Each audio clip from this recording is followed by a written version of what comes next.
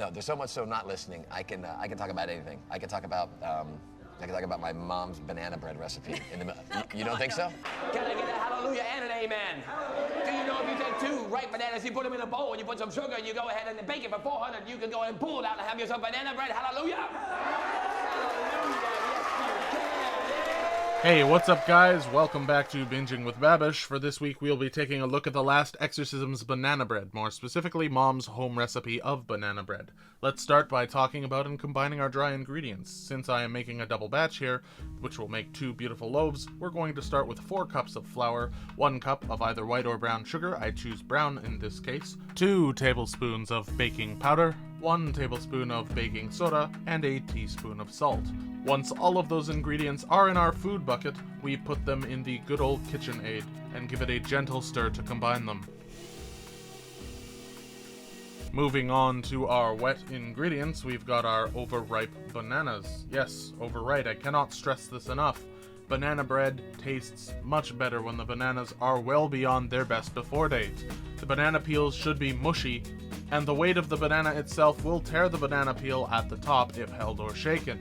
The exact amount of bananas is not too important. For a double batch, I use 7 here, although I could have easily used either 6 or 8. We then want to peel and puree all of our bananas into baby food, in which my mother confirms in the background something me and my brothers ate a lot of when we were babies. You guys love mashed banana. Now we want to combine our wet ingredients, the bananas, 2 eggs, and make sure not to get any shell in there. Oops, get that out. There we go. Additionally, 1.5 cups of milk and a ½ cup of vegetable oil. My mother suggests combining the milk and oil in 1 measuring cup, as the milk keeps the oil from staying on the walls of the cup. Or the other way around, I really don't know. Combine those together, give it a little stir, then dump everything together. Start stirring your wet and dry ingredients together, scraping down the sides as needed, to get all those flour clumps mixed in well.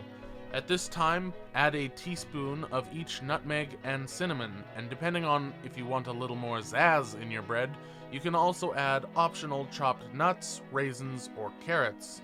I know it's an old person thing, but you can add these and it doesn't change the outcome. You will still have a tasty banana bread in the end.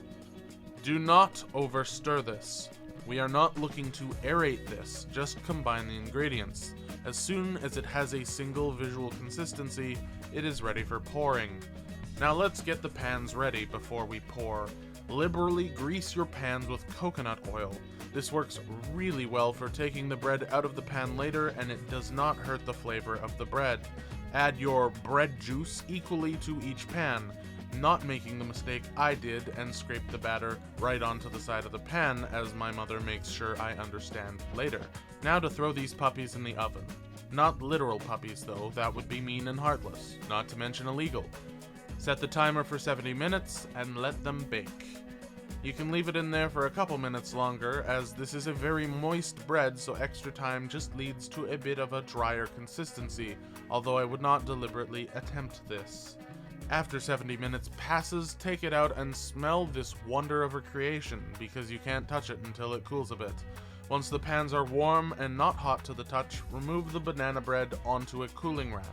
The bread is super soft, and as you can see here, you can split it using nothing but a butter knife. Now, impatience is the enemy of all, as it was here, and I wanted to show you guys a cross-section so badly it tore apart a little, but in hindsight, I think it lets you see the consistency a bit better than a beautiful straight cut. And this guy would have joined the Clean Plate Club had it not been a serving size for 6 people.